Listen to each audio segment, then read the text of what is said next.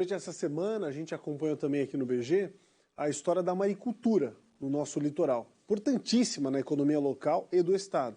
Desde a chegada das primeiras sementes até a conquista de um padrão de qualidade que é reconhecido Brasil afora.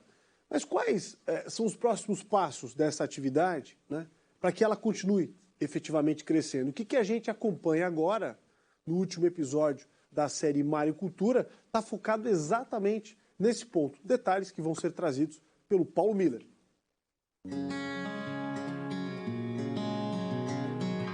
Uma palavra e um oceano de possibilidades. 6 letras que juntas desafiam o passado e o presente da maricultura de Santa Catarina. Tarefa árdua para 478 produtores, responsáveis por movimentar quase 500 fazendas marinhas no estado e manter o legado de maior polo maricultor do Brasil.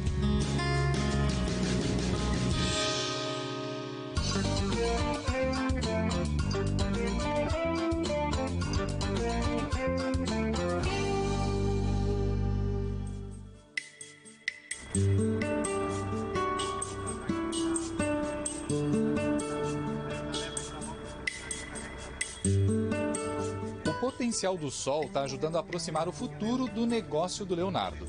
Agora a balsa é autossuficiente em energia. 24 placas fotovoltaicas foram instaladas pelo maricultor na estrutura de 170 metros quadrados.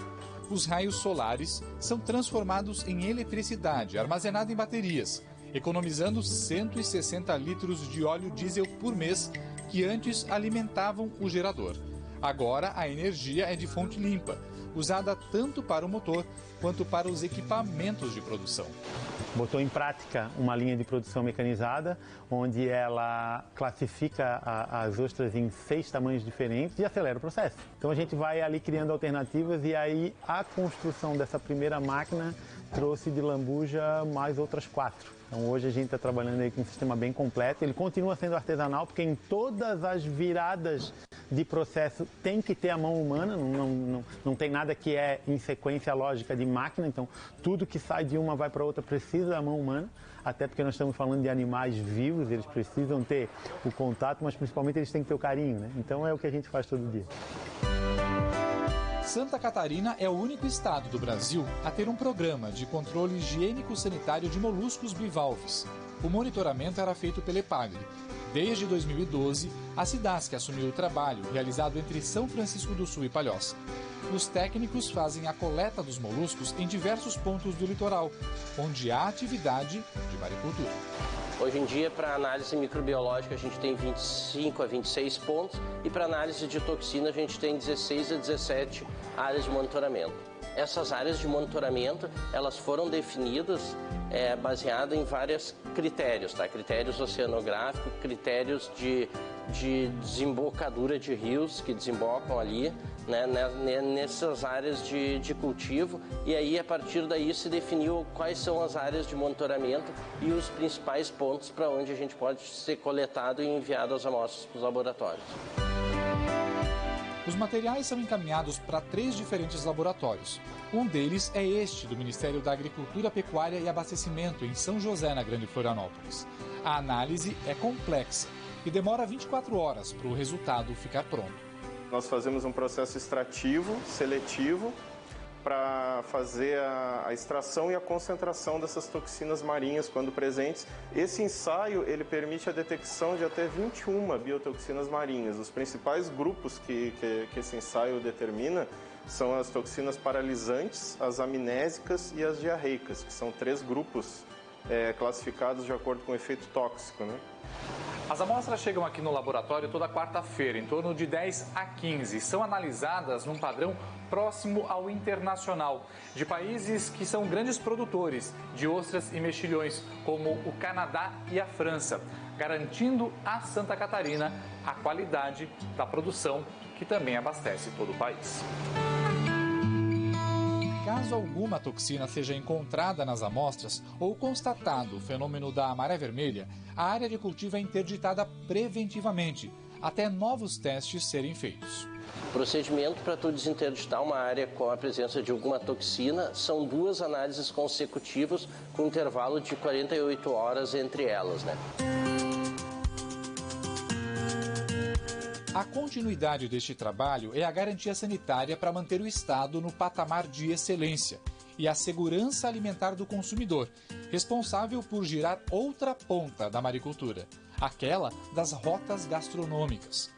Neste restaurante, a ostra faz um sucesso danado. A gratinada é a mais pedida. O espaço é deste engenheiro de aquicultura. São 18 anos na maricultura e 4 na gastronomia, no Ribeirão da Ilha, em Florianópolis. Eu vejo uma profissionalização por parte das empresas, né? A gente tem a criação de diversas empresas no ramo que tem profissionalizado e tem dado aí uma estrutura bacana de comercialização e de cultivo. E também a parte de inspeção, né? Então a gente tem uma estruturação da cadeia que vem sendo construída aí ao longo desses anos. Na visão do maricultor e empresário, o produtor precisa valorizar mais o próprio trabalho. Um grande desafio para os produtores e para a gente poder realmente fortalecer cada vez mais a cadeia é de os produtores conhecerem o custo, né, desse produto, para daí então estarem fazendo a sua precificação.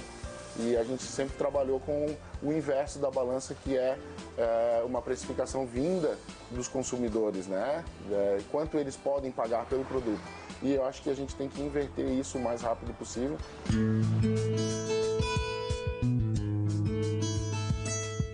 O futuro da maricultura também tem desafios ambientais. Se não houver uma boa política pública, uma questão de realmente melhorar saneamento básico, né? Eu vejo ela decaindo cada vez mais, principalmente em questões de moluscos bivalves. Organizar e unir o setor é outro passo fundamental para construir o amanhã. A gente exigir alguma coisa do poder público, nós temos que estar organizados e ter a mesma fala. Não adianta a gente discutir, reclamar dentro do rancho, porque a gente junto é mais forte. Então é isso que falta, assim, essa união. A maricultura catarinense tem potencial para crescer ainda mais. Podemos pelo menos crescer de 5 a 10 vezes o que nós temos hoje com a produção de moluscos no estado. Facilitar a exportação, né? Se pudesse nós temos atendido todos os parâmetros necessários para exportação, isso contribuiria para a gente poder crescer muito mais no mercado.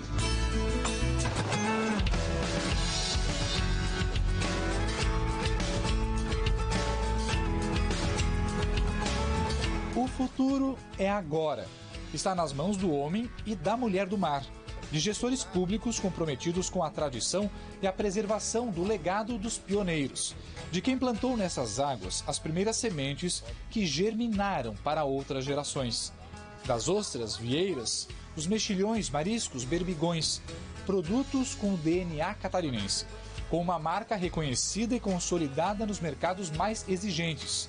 Santa Catarina escreve com orgulho as páginas desta história de mar e cultura.